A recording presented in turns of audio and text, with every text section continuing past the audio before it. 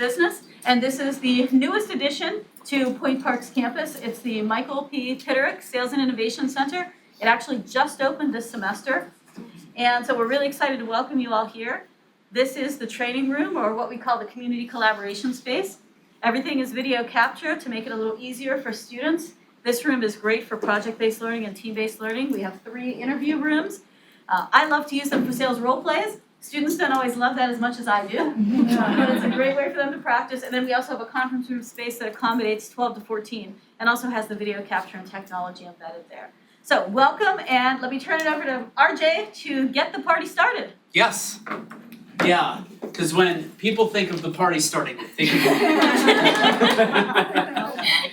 of thank you all for coming this evening. It's really great to see so many new faces, familiar faces from AMA, from my teaching past, and then also from PRSA. So I'm really grateful that you're all here. I just have a few sort of announcements, a little bit of a preamble for you, and then I'll kick it over to Jen. So this is one of our first big events coming out of the worst part of the pandemic. So again, glad you're here, but I'm also glad that Jen joined us from Minnesota and is here to represent the National Institute for Social Media. NISM has been a fantastic partner with AMA Pittsburgh. If you are an AMA member, you get a discount on the certification, and I wholeheartedly recommend that you folks consider doing it. It's a wonderful experience, and the network that you get from it is spectacular. And of course, Jen can talk a little bit more about that in detail. We do have a few other events coming up. This is the first one kicking us off for the spring and the summer. The second event is called AMA Momentum. Some of you may have seen this advertised online. AMA Momentum is a professional development program that we created with AMA and Point Park. So if you're a graphic designer and you want to learn more about digital marketing, you can take our 12-hour certificate program and upskill and take what you learn in class on a Saturday to your office on Monday. If, however, you are a marketer and you have to do some design work in your day-to-day and you want to upskill, we also have a track for that. The Momentum program is really cost effective, really great pricing for folks that are students or early in their career, and of course if you're an AMA member you get additional benefits there. But that occurs every Saturday in June for 3 hours, and you'll get a professional certificate with our brand on it as well as Point Park's Round School of Business logo on there as well. So it's really a great opportunity to learn, but also the biggest part of that is the network that you gain from learning alongside all of the other participants. So AMA Momentum's coming up. Please check that out and spread the word. The other thing I wanted to talk about was, and I'm actually not going to talk about it, but it's a new collaboration that we forged with Pittsburgh Push, right? Yes, correct. Thank you. I've been on like 8 hours of Zoom calls today, so what is in my skull is actually jelly.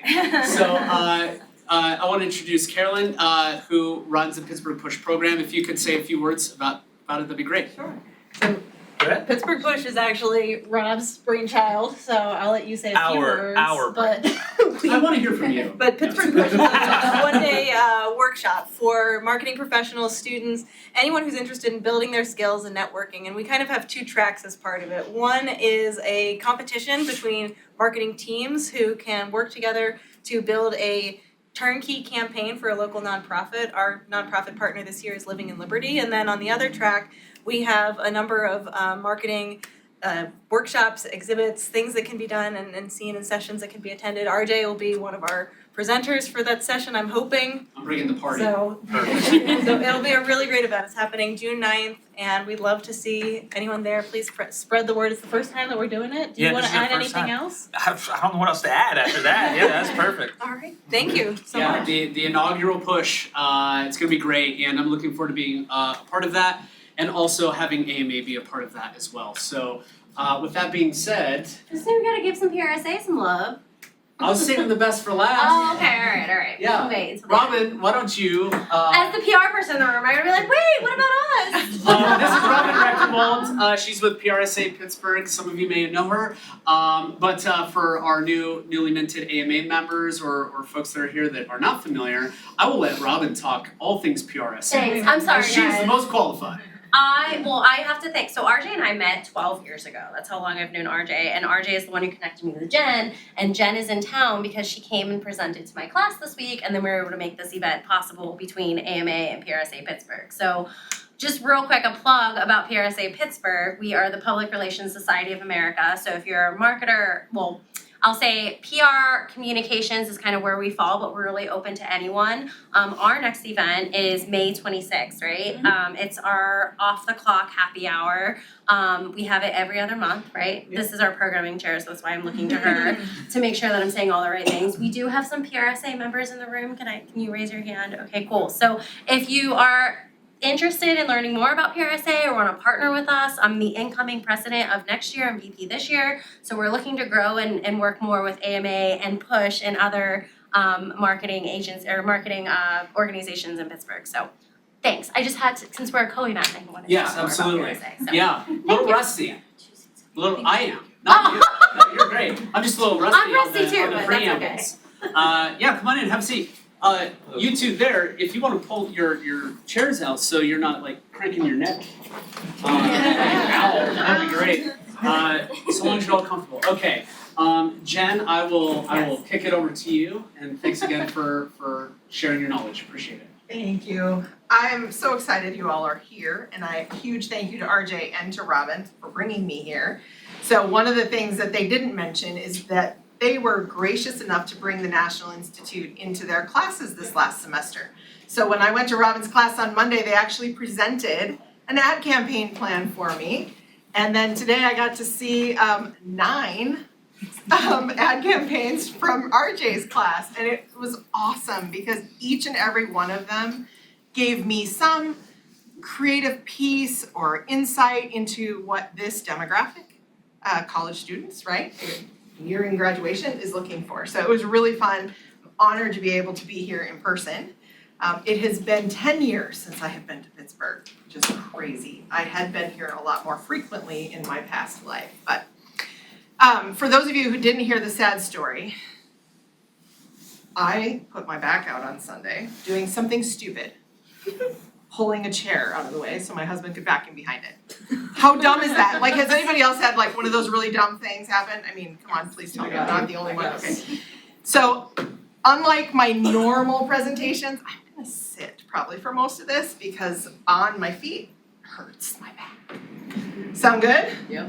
You'll get better energy if I'm not going, oh, that hurts every 5 seconds, right? Before I dive into this, because I had to create something of value for you guys, I want you to know that I'm here for you. So if you have questions, bring them up. If I'm not making sense, stop me, right? This is not intended to be Jen talks, you drone out, and then you leave. That's not how it works, okay? I am a trainer by nature. It's what I have done for 20 years. I just have changed what I train. So when I started in training and development, I was in the sales and marketing side for an educational institution, and now I do it in social media. A lot of people say, how in the world did someone with teenagers and gray hair get into social media, right? It's okay. Some of us can learn new things. No, it was amazing to me because I loved what they were doing in the world of adult learning and education. And unfortunately, social has been kind of trying to catch up, right? It's been around now for many years. Actually, I think I just saw this May will be LinkedIn's 19th birthday, which blows my mind. It was out the year before Facebook actually launched in colleges. So it's been around a long time, but there isn't a formal training program because people don't even know where to start. Digital marketing, digital media exploded into all areas of our business, and we're like just trying to catch up. What I do and the team at the National Institute for Social Media is we try to set some standards around strategy. Where do you start? What does that look like? And then how do you learn what you need to in order to actually put the tactical pieces in play? So that's kind of what we're gonna talk about today. Sound good? Good. Awesome. I'm gonna sit down. All right. So I don't care what your business is, it has goals. And if your business itself isn't what you want to focus on, maybe you're a student who's trying to think about yourself as a personal brand, fine, all the same concepts apply, okay? So before we get too far, I have a question. How many of you do work for an organization in communications, marketing, something where you might know the answer to this question? Okay, about half the room, all right. So those of you that do you have a social media strategy? And there are some options. You can say, yep, it's the backbone to everything we do on social. Anybody feel that one? Okay. How about mostly, but we're always working to improve. All right. How about not really? Strategy and practice, not always aligned. Oh, I see that a lot. Okay. Nope, the organization thinks social media is a waste of time. Anybody work at one of those companies? I know you don't want to out your company, but I have. I've worked at companies like that. All right, our last but not least is other. Anybody fall into some sort of weird category where we don't have a social media policy, or we do, but it's burned in the corner every day when we look at it? I don't know. All right. The point is, everybody's at a different place, right? Some companies have embraced this and they've started to say, okay, we need to put a plan in. And that's really what a strategy is, right? It's a plan of attack. And some companies have just simply said, hey, you know Facebook, post on Facebook. There's no strategy to that. There's no plan, no goal, just please do it because I'm scared and people say we have to. Right? I mean, seriously, I've been told that before. I've been told that by tons of businesses. So here's what we're going to talk about. We're going to talk about why social media is important, how we might use it in the business setting. We're going to walk through choosing the right platforms. I don't know how many of you have heard this before, but I have had businesses say to me, well, I'm everywhere because I have to be, right? Or, I can't afford to be everywhere, but you're telling me I have to be.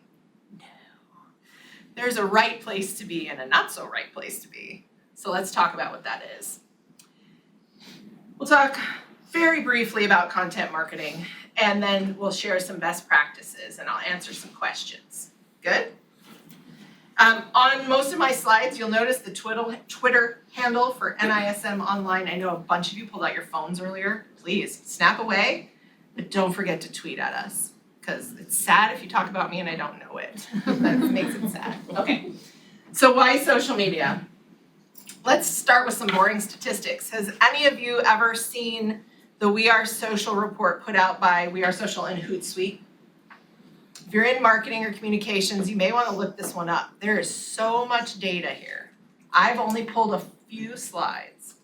They put it out every year. This one came out in January of this year. It starts off with just some global data. The number of people in the world, how many you have mobile phones, how many have internet, and then social media.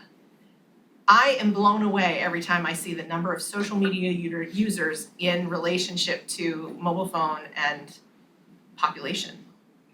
I'm also kind of blown away when I see the mobile phone usage because it says a lot of us are carrying more than one mobile phone these days.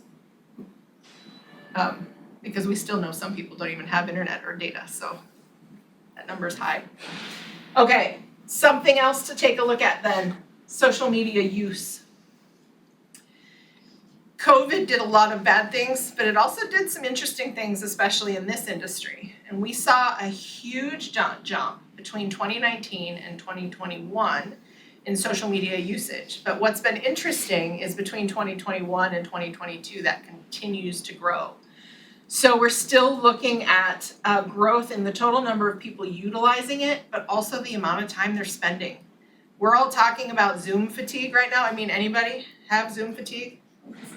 I know I do. Although at the same time nowadays, if I can't meet you in person, I'm gonna recommend Zoom via phone or instead of phone. Why? Connection. Totally. If I can see the whites of your eyes, one, I know you're listening, right? But two, I feel like there's at least some sort of human connection. We can vibe off of the nonverbals a little bit better and build that relationship. So we might be tired, but I think most of us are still choosing to use it. And I don't expect that to go away. Okay, we might add the in-person back, but I'm not sure we're gonna get rid of online. Okay, so we've looked at some data, but now let's talk about it. Here's the cold, cruel reality. A business organization or an individual needs to spend time where their customers or their ideal audience is. We looked at the stats and most of them are on some sort of social media. So I don't necessarily, and I didn't ask this question today because it's a room of marketers and communicators, but a lot of times when I talk, I'll ask, how many of you hate social media? And I always get a couple, right? Yeah, but you know what? It's a communications tool. And it's the one that we have to use right now and the one that connects us to the majority of people. So we have to adjust. Some of you are too young to know this transition has happened before.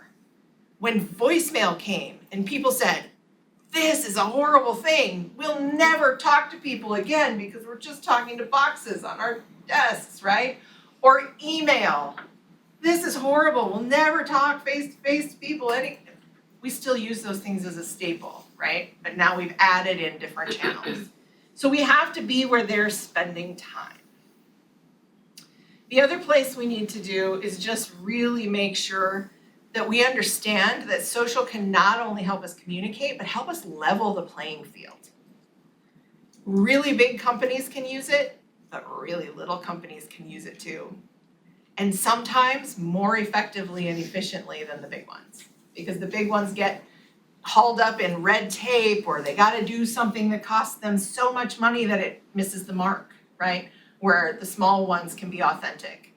I was really worried about sitting today and I talked to some business leaders like myself and they're like, Jen, tell them you threw your back out. There's not a human in the room who doesn't know some sort of pain that is going to be mad at you for sitting down. And I was like, oh, that's that being real thing, right? That we can do, but we can do that online too. Okay? All right.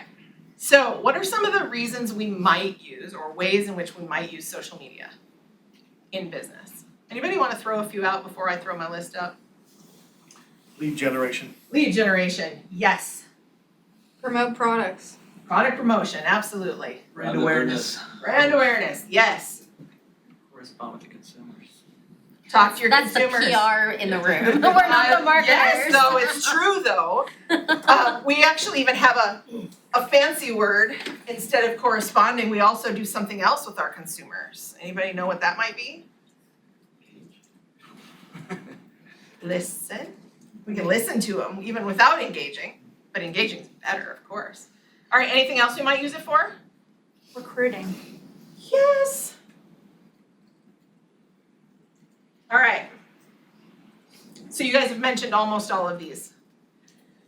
Listening, analysis. This is not only what they're saying about your company or your brand, but maybe what they're saying about your industry. In social media, what's been the news this week? Anybody? Elon Musk is buying Twitter. Okay, do we all know when that might finalize? End of the year. Yeah, it's like October 30th or something stupid. Why are we worried about that right now? I actually had somebody ask in the NISM community, hey, are your brands concerned about this? Yes, it's a question we should pay attention to, but should we panic right now? It's April, right? It may not happen. So listening, understanding what's making people nervous, and the fact that people might be leaving Twitter because of the nerves can help you communicate better with them. Sales, lead generation, absolutely. Not even just the lead generation itself, but even converting the sales, right? We have to hear things how many times before we make a purchase? And the number used to be 30 different times to hear something over and over again and in at least 3 different ways, right? Marketing, brand awareness fits into that, right? Human resources, recruiting talent. I would also say keeping talent. Companies who are doing well with employee engagement are keeping their employees longer because they're not afraid of being excited about what they do. They're encouraged to share what they know. Obviously, nothing proprietary or unethical, of course, but they can share where they work and what they do and live in that. Customer service is huge. I've told brands who have said to me, I don't want to be on Twitter. Fine, but you better set up a listening tool because I don't care what anybody says. They may never post on Twitter except for when they're pissed off at a company. They're gonna go to Twitter. And you know what's really unfortunate is brands have forced that to happen. Let me give you an example. Lost luggage. Anybody had lost luggage before? Yeah. And you go talk to the person at the counter and they say, yeah, we'll call you eventually when we find it. They have no idea where it is. Just blows my mind, right, in this world that everything has a barcode. You don't know where my luggage is? Okay, but I could call the phone number and they'll give me the same line that the people at the desk do. But if I put a tweet out, how fast do I find out where my luggage is? Awfully fast. Trust me, I know, I've tried. Right? So if you're not on some of these tools, that's fine, but you better be listening because you have to know if they're talking about you. And then customer experience. This is what you were talking about with talking to your customers, engaging with them, building that loyalty so they come back. It's easier to sell them a second time than it is the first time, right? RJ was modest enough to not say that he has the certification from the National Institute for Social Media, so he can firsthand tell you about how awesome the community is, instead of just me as the CEO telling you how awesome the community is. But it's so much easier to get somebody recertified than it is to get them through a test the first time, right? Same thing happens in all of your industries. Anything you would add that I don't have here? I'd say crisis management. Ooh, yeah. I mean, that kind of plays into like customer service, customer experience, but as a PR person, Yep. social is like the first place that we go to when there's crisis. I agree with that, and I might need to put that as a separate There you category, go. but it definitely warrants conversation. Because if there is something you're mitigating, whether it's internal or external, it might be weather crisis, right? Or something happening in your city or your town, you have to jump on social to respond in order to give your consumers what they need and manage that brand. It's a good one. All right, one more slide two more slides, I guess, with lots of data that I thought you might find interesting. The main reasons people use social media. Some of this blew my mind. Okay, so the first one doesn't. Most of us use it to keep in touch with family and friends. Okay, great. Some of us, my teenage kids including, they use it to fill their spare time. Amazingly, they never post, but they watch stuff all the time. Where'd you see that? Instagram. Where'd you see that? Instagram. What you doing right now? Scrolling Instagram. God, it's annoying. Anyways, but the third one here is they're reading news. This is where they go to find out information. If your company has industry news to share, then this might be where you want to spend some time.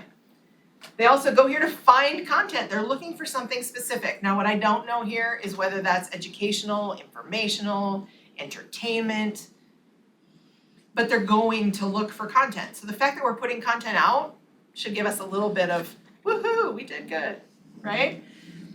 They're looking for things to buy, or making purchase decision is in the top 10 of this list.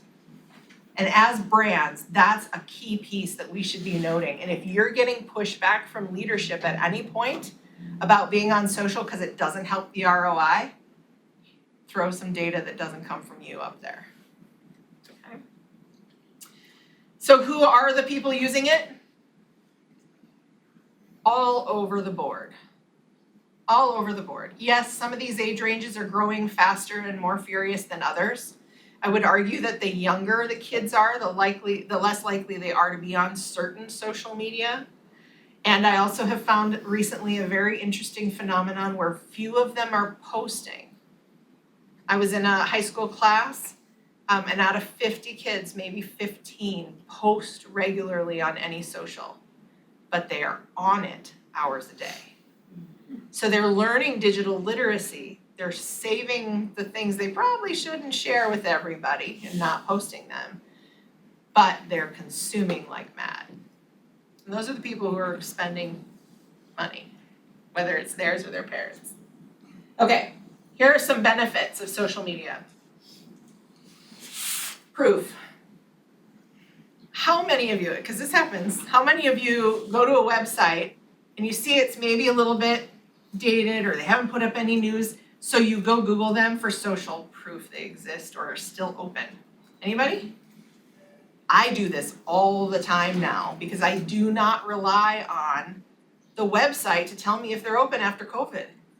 I go to Google or their social. And if they've never posted or they haven't posted in the last year, my guess is they don't exist anymore. They're not open, right? So social proof is huge now, especially in a post-COVID or a end of COVID or a middle of COVID. I don't know where we are, but it can also drive website traffic. That's one of the conversion metrics that most of us are measuring, right? How much of our campaigns or our content drives people back to our home base. Without it, we're trying to do that all by ourselves, by just letting people memorize our website or get it off of a billboard. Social can help drive that traffic. It can also help with search engine optimization. The keywords you're using, the links that you connect to those platforms. LinkedIn has a way better domain authority score than my company does. How about y'all? I'm guessing LinkedIn's domain authority is way better than every company in here. So connecting your profiles to your site in LinkedIn is going to be of assistance, even though they're not linking back to you, right?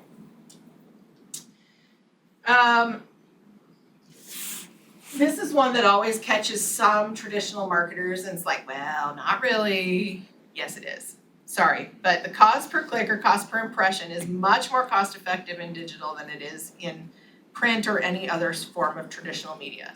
Is it always better at converting? Not necessarily. Email and printed flyers tend to still do well in certain markets, so you have to understand what your market is. But it can be more cost effective. It does create a ton of new opportunities for engagement. In 2017, I had the pleasure of writing a book called Stories from the Social Side. It has 30 contributors to it. 75% of those people I have never met in person. I collaborated with them via social networks. We connected, I heard their story, I loved what was going on, and we were able to put something together. You know, it's awesome. So many great opportunities. You can reach a potentially diverse audience. Instead of being targeted to our geographical area, we are worldwide. We can talk anyone, anywhere, anytime. Which sometimes makes the conversation a little hard, but the opportunities can be great. We can also connect with potential as well as our current customers and create business opportunities and customer loyalty. This last one people play down a lot, but this also humanizes the brand. We're in a trend right now where people want to see the faces of your company, not just your leaders, but all faces of your company. So I would encourage you to think through that. Instead of getting stock photos with actors or actresses, see where you can include your people. Now you gotta make them comfortable doing it, right? So maybe they're not video people, maybe you take a snapshot and share a written quote or something, but they still wanna see the brand. They wanna see the human side of that brand. As a CEO, I have a social media person, but I often respond to Twitter comments or other social, but Twitter the most frequently, and I sign my name at the end. So they know who they're talking to. If they want to refer back, and I encourage my other folks to do that too, so they know they've got a name. Okay. All right. Understanding your brand. So these are some questions you also have to ask yourself, right? Where is your audience online? And do they want to engage with you there? That second one we don't ask very often, and even the first one, frankly, because we go where we're comfortable, right? In 2012, when I first started in social media, I said, I do not tweet. I will never tweet because I don't care what the Kardashians are doing. I don't care what everybody had for lunch. I don't find value in Twitter, right? And the founder of the National Institute said, you'll figure it out. What? No. He said, no, I need you to help manage our Twitter page. Shoot. So I didn't want to screw up, so I started my own first, right? I now tweet as much as I post on LinkedIn, probably more, actually. And I do more business from Twitter than I do from LinkedIn. Why? Because my audience is on Twitter. Marketers are on Twitter. Communications professionals are sharing the news and reading the news on Twitter, right? Entrepreneurs and business leaders are on Twitter because of the way you can consume news information. I had a guy ask me one day, why are you not on Snapchat? That's the hot new thing. This is about 5 years ago. It's a hot new thing. Why are you not on Snapchat? How can you be the National Institute for Social Media and not be on Snapchat? Anyone want to guess what my response was? You don't have teenagers taking the Institute of Certification, whatever you have. That's correct, right? When my students are between the ages of 13 and 18 and want to chat with me there, sure. They're not. They're in their late 20s, 30s, 50s, right? They're not on Snapchat unless they're monitoring your children. I'm serious. I'm serious. All right. How do they want to engage with you there? I'm sorry if this is inappropriate for anyone, if you have delicate ears, but Always brand feminine products, I don't know why they like to put Snapchat filters on all the time. They pay money for that. I am not taking a picture of myself with an Always brand around my face. It's not happening. Come on now. Why spend money doing that? How does your audience actually want to engage with you? Right? Think through that piece as well. All right, what do you want other people to know? So you have to be audience first all the time, right? But also think through, okay, my audience might like really funny memes about social media, but is that giving them any indication about who I am as a brand? Probably not, right? So I also have to be true to my brand and educate them. I just have to do it in a way that they're interested in learning, right? And then what kind of content is best?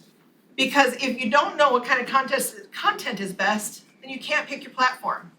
An example that I use a lot is CPAs. If I'm an accountant or a CPA, is a platform like Instagram where I take photos of my spreadsheets all the time going to be super exciting for anyone?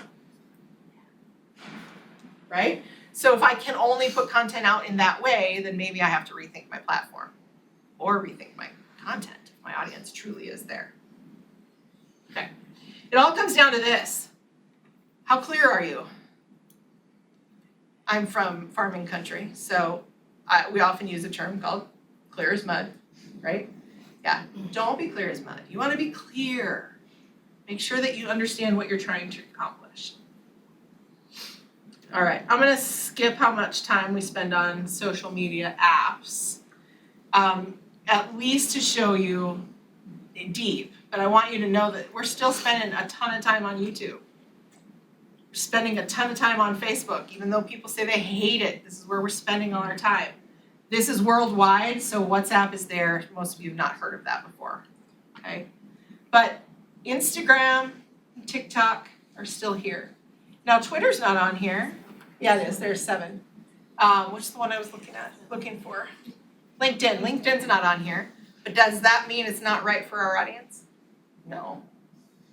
Just means that's not where they're spending the most amount of time consuming content. Why? Because probably not a ton of long videos on LinkedIn, right? Okay.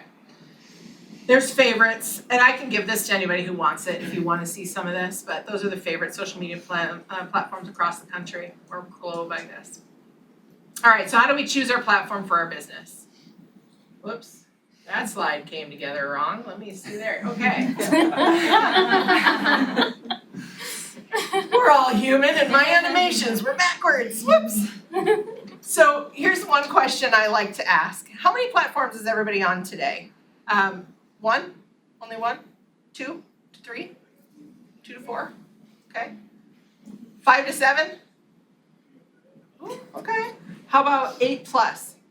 Ooh, you got a job, don't you? Is that personal or business? Or both? Both, okay.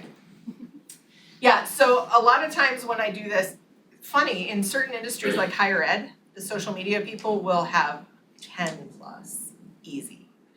Because they're managing all kinds of different branches of their university. Most businesses are in that 4 or 5, so I get a lot of 2 to 4 or 5 to 7. I ask that because you don't have to be everywhere. Just because it's new or it's trendy or it's possible, doesn't mean you need to be there. The reality is there's more than 3,000 social media networks out there and they change all the time. So we need to be thoughtful about what we're using, where our audience is, and where we spend our time and resources. So we gotta ask ourselves some questions. We've talked about one of these already, 2 of these already. But the third one is often the one we forget, and we talked briefly, right? What content thrives there? So 5 years ago, we would have all said Instagram thrives on images. Is that true today? Nope, Reels are your fastest and most consumed Instagram media today. When Stories first came out, it was Stories, but Reels today are your fastest growing and most consumed. So the static images still play, but not as powerfully as Stories or Reels. So I would almost argue that Instagram is no longer a photo sharing platform, but a video sharing platform. Now that could change in 6 weeks, who knows, right? But you have to understand what it can do for you. One of the reasons Facebook has stayed around, in my opinion, not only was it the biggest, but because it's kept up with all of these different mediums. You can do video, you can do images, you can do slide sharing, you can do events, you can do, right? Short form, long form, group discussion. There's so much you can do there, and that's one of the reasons it stayed popular. But what's dominant in your space? I was talking to some manufacturing folks earlier. Yeah. LinkedIn, in some places, now B2B is maybe different, but in some worlds, manufacturing isn't huge in the LinkedIn world, but they are on Facebook or YouTube and maybe Twitter.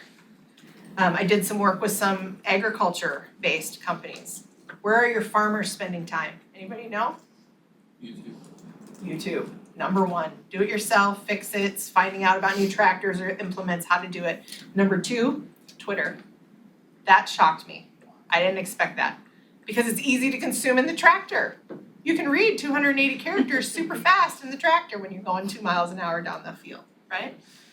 So learn the functionality of the platforms that are most dominant in your space. If you are looking to hire, if that's your main business objective like we talked about earlier, then where are you going to spend your time? LinkedIn might be that place, or Indeed, or Glassdoor, right? It depends a little bit on where your audience is and who you're trying to reach. Okay. So there are a lot of different types of platforms. You guys probably know this already, but some of you might need a little refresher. You've got things like blogs or microblogs. They actually put WordPress, which is a website domain, into the blogging category, but it could be anything under there. Twitter is what you consider a microblog, short form. Social networks, you've also got tons of others in here, but I wanted to show the difference. Facebook is your friends and family, and LinkedIn is your professional. They're both social networks, but they have 2 different goals. Photo sharing. Instagram technically still fits here. Pinterest.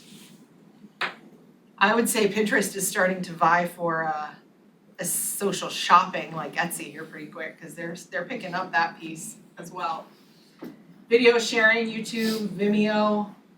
Strangely, people still talk about Vine, although it doesn't exist anymore. So I don't know if it's Ghost is existing or what's happening there. Audio sharing, Clubhouse, Twitter Spaces. And then one we often forget about is a social Q&A, like Quora. I don't have Reddit anywhere here. Reddit and Medium, I would put probably in the blog, microblog category. Reddit surprisingly huge in the 20 and 30 space right now, which I was also surprised by. I never got into Reddit, but it's because I don't fit that demographics. So let's talk about some of the bigger things, right? LinkedIn, we know it as a B2B platform, although I would say it's always human to human, because you have to think not just about the company, but who in the company, right? If you just think, oh, I need to talk to somebody at 3M, good luck. 3M is fortunately a client of mine, but only 2 different divisions. And let me tell you, there's a lot more than 2 divisions, right? And the rest have never heard of me. It's about who you know. It's a professional network. Yes, it still does lots of hiring, but a lot more than that. And the majority of the folks on LinkedIn, a statistic that I saw from LinkedIn, so it could be biased, recently said 67% of those folks on LinkedIn are decision makers. That's huge. That's huge because that's who we want to talk to, right? Facebook is known as B2C. It is still the largest platform out there. It's commonplace, so I would say it's probably one of those things that you kind of gotta have a little bit of a presence on. But that contradicts everything else I said earlier about choosing your audience, so just make sure they're there first. It does have some of the cheapest advertising costs out there. So if you are looking to run social campaigns, Facebook, Meta, which also owns Instagram, is by far the most effective cost-wise. And we talked about its media options. YouTube, a lot of people actually argue with me that YouTube is not a social network of any sort, that's a search engine only. That's fine, we can argue. You can comment and engage and have conversation, therefore it is a social platform, but its power as a search tool is huge. I don't know where it sits right now behind Google, but it was awfully close there for a while during the pandemic, as far as a search site. Great for DIY, product how-tos, things like that, educational tools. A huge amount of time is being spent here, but it's all video. So you have to think through your resources. Can you afford to do this? Does it fit the needs of your company and your audience? Twitter's super location diverse. I would argue that the National Institute for Social Media is in 7 different countries currently because of Twitter. That's cool to me, even though we are focused our marketing efforts on the US. So, quick bursts of content, news source, fantastic for listening. So if you're not using it to communicate, fine, use it to listen.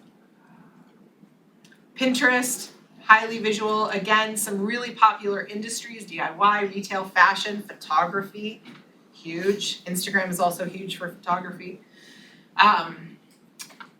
It leans a little heavier to the female side, okay? And then Instagram, it still is growing fast. It leans a bit younger, but that younger still probably falls into your purchasing power. Great for visual products, but video is growing, like I mentioned. Reels is hot, so think through how you can do that. The nice thing about Reels is it's not long. So if you wanna laugh, go to the National Institute for Social Media's Instagram page, because my social media person, she does most of the Reels, and then every once in a while says, Jen, here's music, do this. So you get to see me dance and do silly things once in a while, so. All right, questions on any of those? Notice I didn't put TikTok or Snapchat on here. Any reasons why I might not have? Snapchat we talked about before. It's almost like texting. It's very specific and something I wouldn't talk too much about. TikTok is a possible platform for some of you. You gotta look at your audience though. And it's gonna take time, and you gotta do something interesting, right, to catch their attention.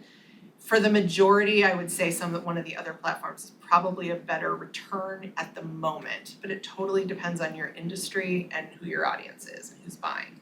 If I was doing, it was Joe, right, the photographer, yes. If I'm doing senior portraits, perhaps TikTok would be where I put some time, because that's where your kids are. And they're gonna go to their mom and dad. I don't really care, but this guy looks cool, right? Okay. The other thing you gotta think about when you're thinking about what platform is time and resources. So resources include things like physical technologies. Do I need a video camera or a new iPhone? Do I need editing software? project management software? What about human capital? Do I have to hire more people to do this, even if it's part-time or contract? Talked about media devices. One of the other things you should think through though is, do I have a vendor for that? It's amazing what you can do with a short-term contractor sometimes. Get you over that hump. And you don't have to spend that much money to do it. Because you're not recruiting a full-time employee and paying benefits and doing all that. You can hire somebody for 20 hours of video editing. You give them the stuff you put on your DSLR or your iPhone, and they go to and make you 4 or 5 videos you can put out over the next month, right? How much is it going to cost me? Notice that the financial cost was the last thing I really put in here. It's the first thing most of us think about, but it really should be the last thing we think about. Because just because you have the money doesn't mean you can get the project done. I would also say that you should prioritize in your social strategy which platforms you spend your time on, right? Pick the one that hits the majority of your audience first. Then as you have the resources, add to it. But not until you have the resources. All right. This is me. Questions? You guys are all stunned into silence, but I saw a lot of head nodding, so you were with me. Did this make sense? I would say for me, this is very helpful because my company is more of a B2B company, and so seeing that LinkedIn is a good place to be, that's what we sensed was the right place to be, and so that sort of reinforced it. You know, I don't think, we're not a Facebook, maybe Twitter, but yeah, the What's other your company? platforms are just not the place where we're gonna reach Yeah. the customers that we want. Yeah. What's your company? So I work for C4CS, we're a crisis communication, strategic communication and crisis management company. Okay. So I'm gonna say Facebook people probably wouldn't be interested in that, but Well, so do you pitch to marketers or who's your buying person? our buying person is the client who needs those services. So it's definitely a B2B Yeah. kind of situation, and so we've discovered that LinkedIn is a great place for us to be. I think LinkedIn's a fantastic resource for that. I wouldn't shy from Twitter because of the entrepreneur and the marketing communications focus there as well. But you have to be careful because there's a lot of junk out there everywhere, right? So you get what you put out there too. That could be an interesting place, but you're right. And the other thing you may consider doing if you're not already, and this may work for everyone, is how can you empower folks on your team to support your marketing efforts? And I do not mean, please share my stuff. The marketing team put out a new post, please share it. What I mean is, how can they put on their LinkedIn profile that they're connected to your company page? Something as simple as in the experience, making sure it's actually linked up to your company page. What can they share information about? Encourage your salespeople to learn how to share information without saying, come buy my stuff, but share something fantastic about a client that they had or an event that they went to that's relevant to the organization and business, because all of that drives back. One of the things that we learned was posting unique content for us on LinkedIn was very helpful because people came, they read the unique content, so it wasn't like, come buy my stuff, but it was, hey, here's something we can share with you. Yes. And then, if you need our services, feel free to come and ask for them. I love that so much. There's a lot of times where I'll hear, well, I don't want to give something away for free.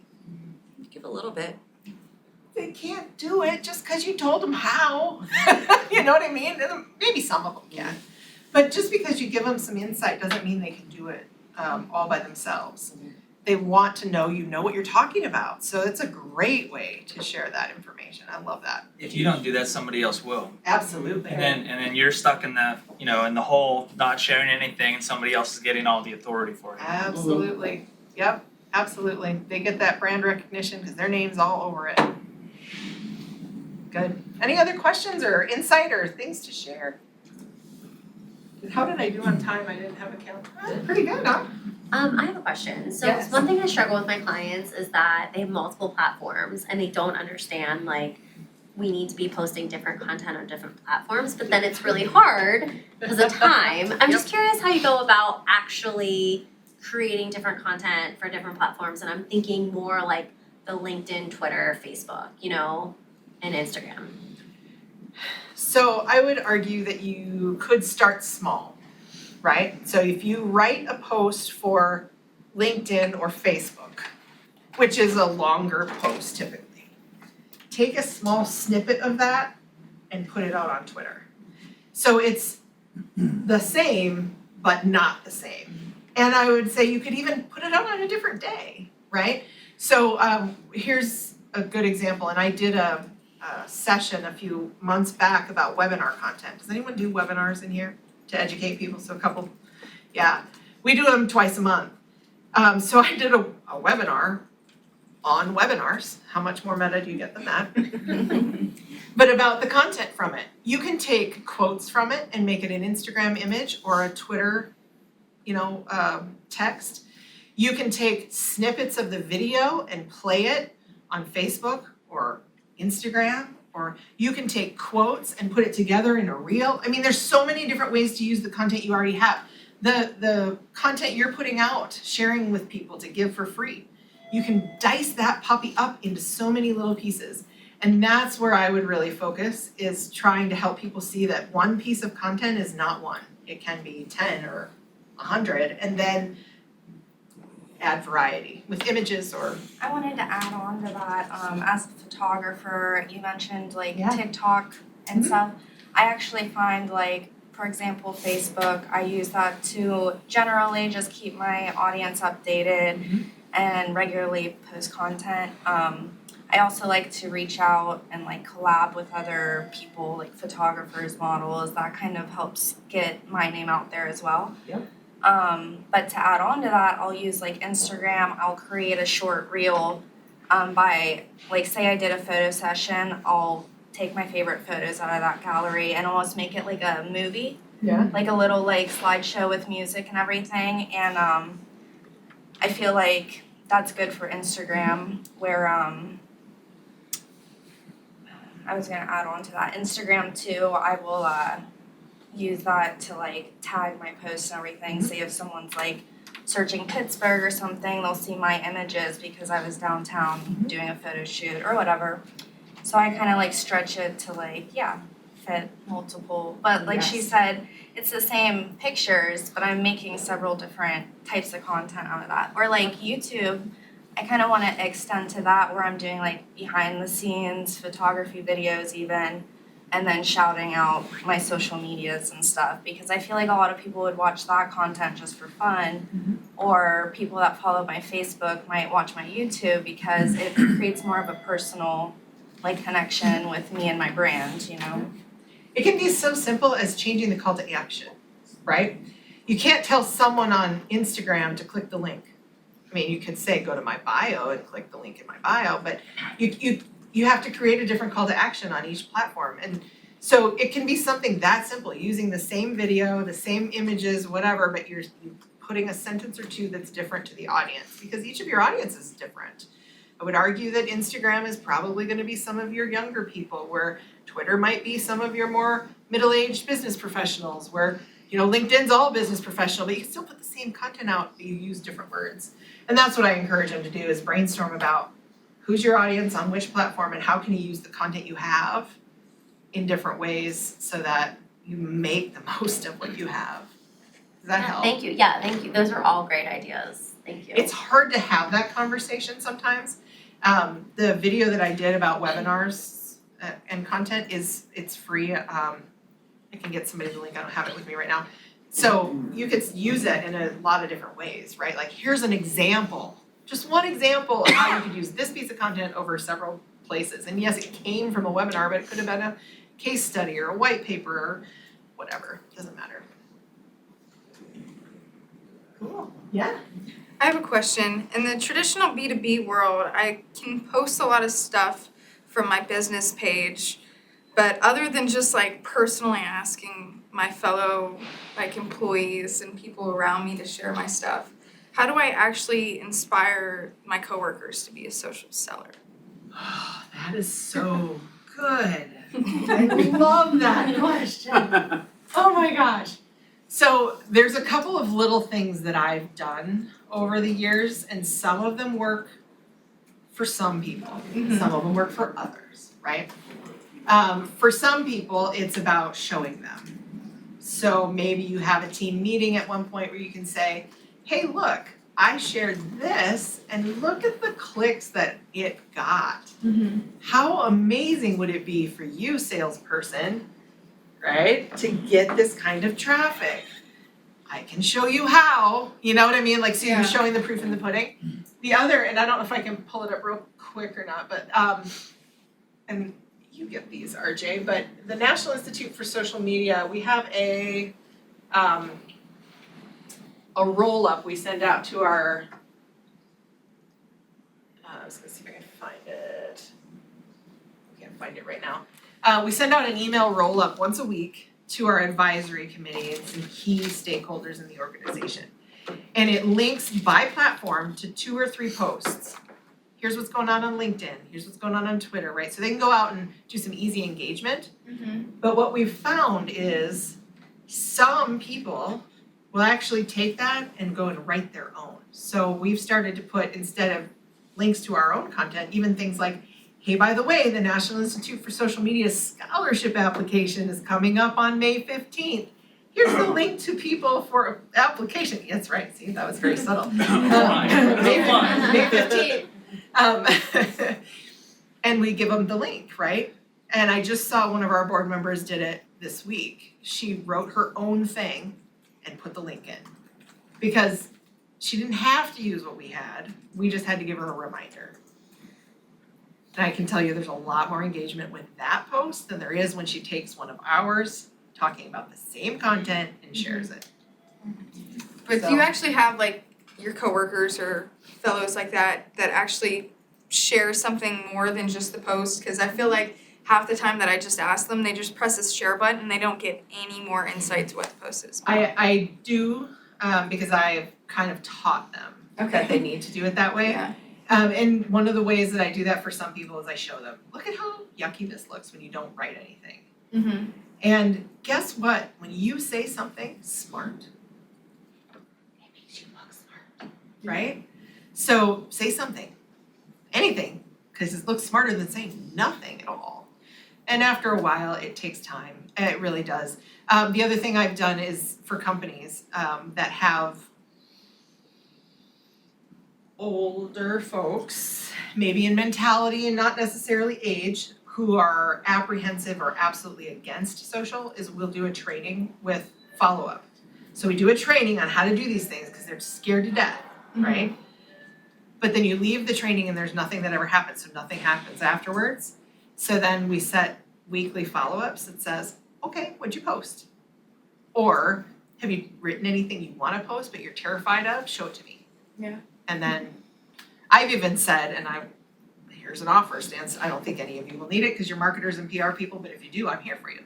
Find me on LinkedIn, send me your copy, private message me and say, does this sound stupid? And I will reply and say a couple of things. Sounds great. Yes, it sounds stupid. Or, hey, what are you trying to accomplish with this post, right? So I can make sure that I'm on the right page before you hit send. Because the actual last question might be my first. Because without knowing the purpose, I may not be able to say if it sounds stupid or not. Yeah, people take me up on that once in a while, and I do it because it's not like hours out of my day, it's 5 minutes. But sometimes you just need somebody to do it. And the more they do it, the more they will do it. So the other thing you can do is, let's say you're at an event.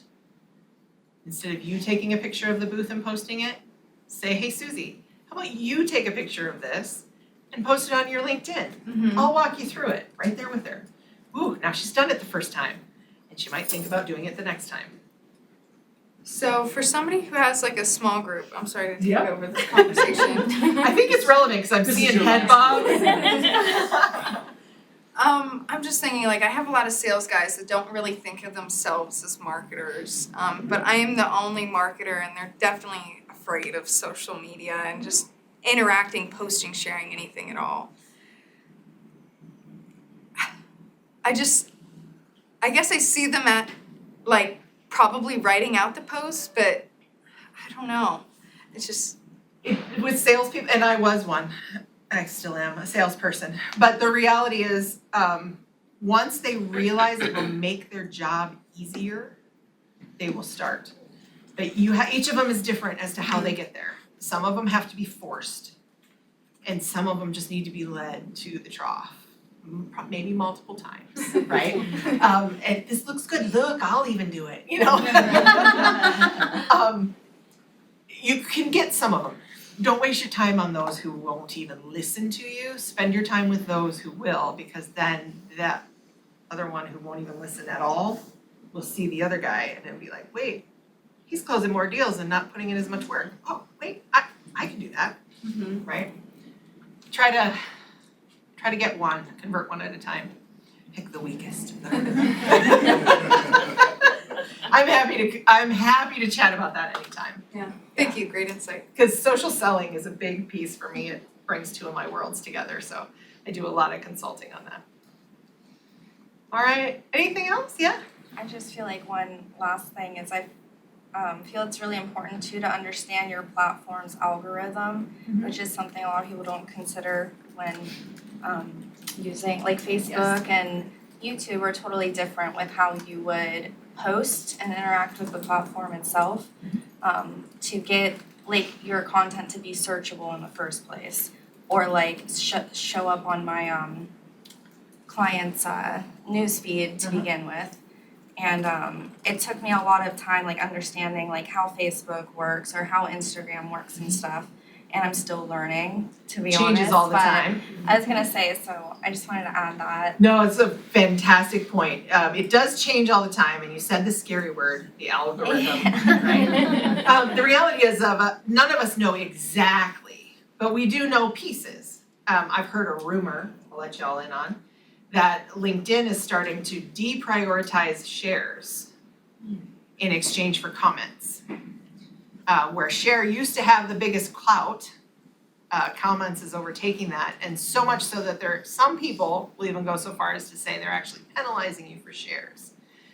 Because now you're trying to decide which piece of content you look at instead of the one that has a conversation happening underneath. Facebook has been this way for a while now, but just commenting is not necessarily enough.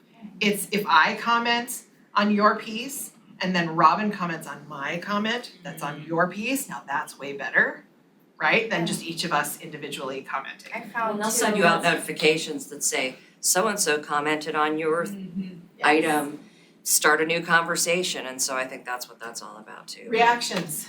Instead of just clicking like, each of the different reactions have a slightly higher. I mean, it's silly stuff and it feels like you're playing a dumb game sometimes, but it makes sense. The Facebook one that makes people the most crazy, but to me makes the absolute most sense, is pages. You go like a page or you join a group, but if you never engage with that content, you're never gonna see it, right? So I have people say all the time, but I like my business Facebook page and I never see anything you guys post. Yeah, do you ever like it, comment on it, do anything, click the link, hover over the top? Like, do you pretend, right? Because if you don't, you're not gonna see it. They're trying to say you see the stuff you engage with the most often. This is why those silly posts that say, LinkedIn tells me that, or Facebook tells me I'm not seeing, anybody's posts. I hate those, by the way, but they're all engagement. They're all engagement bait. They're trying to get people to engage so you can see them again. But anyways. I found too, if you have someone recommend your page on Facebook, you actually have to share their post to your page, or else nobody's gonna see that they recommended your page. So that's a. Yeah, Facebook's been hiding I was gonna recommendations say it's lately. there's lots of like little loopholes, Yep. You guys have been fantastic. I will stick around. Is there anything else? Yes, so we've got space till 8, so if you Good. wanna hang out, talk amongst yourselves, network a bit, talk to Jen a little bit more. Yeah. I You're welcome. didn't talk about Yeah. our certification at all. Cause that's never what I Yeah, plug that My one. students would be so upset. I know, right?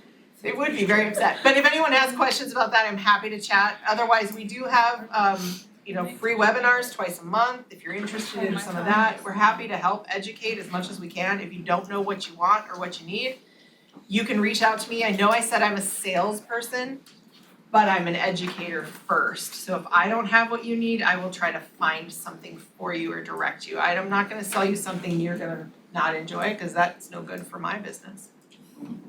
Can you talk about the certification real quick? Like Sure. your quick elevator pitch, like. Absolutely. So the certification is on social media strategy, covers 6 content areas. Strategic planning, so some of the stuff we talked about tonight. Compliance and governance, don't do this, do that instead. Does that include working with influencers? Currently, no. Okay. But it will likely come in our next review. It hasn't been brought up by the board yet. FTC is in there, Creative Commons, trademark, copyright, stuff like that. Marcom, so everything from content creation to integration to email is in that section. Project management, how to know when to delegate, how to run things through that process, how to hire vendors. Online community management, yay, you have a community, now what? Crisis is involved in that conversation. And then last but certainly not least is research and analysis. So how do you use data to back up what you're doing and start the circle all over again? We do not teach you tools like how to tweet on Twitter or how to place a Facebook ad. We talk about the importance of those things, SEO, SEM, keywords, hashtags, but the tools are so dependent on each of you and they change all the time that we talk strategy and the thought process and problem solving around it, right? So great for a marketer leading a team, great for teams who are doing other people's marketing so that you can speak to what you're doing and why, and wonderful for folks in transition looking to elevate. So we have other trainings that are maybe more for small business owners that are a little bit more tactical as well as have a strategic background, but the certification is great for that piece. And then continuing education is required to stay certified. It's 2 years that you're certified, and then you have to do 20 hours of continuing ed in order to recertify, and that can be in a variety of areas. For you might have a wide breadth. For someone like Max over there, he might focus in research and analysis or in compliance and governance, depending on what he's doing, right? And if you're not an AMA member, this is a good reason to join because there is a significant discount on certification for AMA members. It is. Sorry, PSA. We'll get it someday. I'll work on it, yeah. I can bridge the divide there. I was gonna say, I might be able to hook you up. Let's talk. I have a quick question about research analysis. So Yes. does that also include measurement and reporting? Like, Yes. do you, okay. Yes, we talk a lot about reporting and your CISO, I'm gonna stand now for a second. Because now sitting has become painful. Okay. We talk a lot about reporting and how to make it digestible to your stakeholders. Because that is one of the biggest challenges. You can market speak all day long, but if you can't relate it to those making the decisions, they don't buy in. So that's in there as well. We use a lot of, I think Max and I were talking about this down at Tavern, but we use a lot of references for tools. So like in that section, we'll talk about things that are free, like Google Analytics and tools you might use, but we're not gonna dive into things that most of us won't have access to unless we're Fortune 100 companies. So same concepts apply, but application you can use in the free tools. Did I miss anything, Mr. RJ, since you are certified? What I would add is after you do the certification, the continuing education units, that just becomes a part of your schedule. Like, I don't have to do them because I got the certification for 2 years, but I still sign up for them anyway because it's great content and it's free, right? So it's like, okay, finish the test. Next week I got another one, and it just kind of adds on to that. So it's the gift that keeps on giving. So Well, if you do the math, each of our webinars is worth 1 CEU. 2 webinars a month, 12 months in a year, 2 years to do it, you need 20 hours.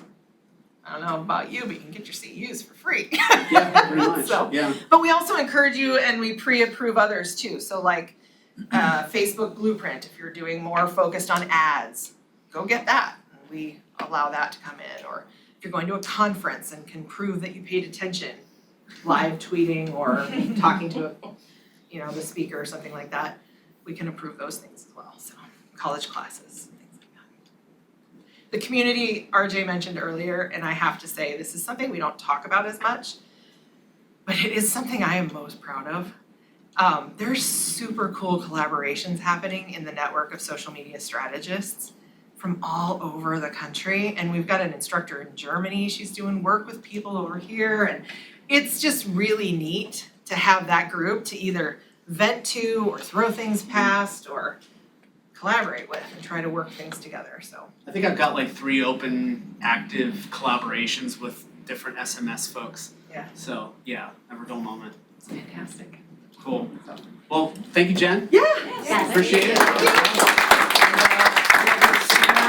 Answer questions and network, and we got space till 8, so thanks again for coming. And just Appreciate one it. quick logistical thing, when you go back through the turnstiles, you don't need anything to get out, just walk up and they will open for you. Just don't run, walk Yeah, you might need to give them a moment. Don't leave the turnstile. That's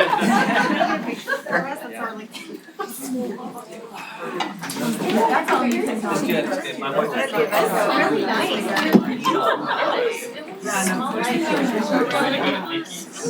Yeah. That's good. no, did they? I hardly ever get to eat so I don't know which one. And a lot of, I don't think they did a lot of advertising.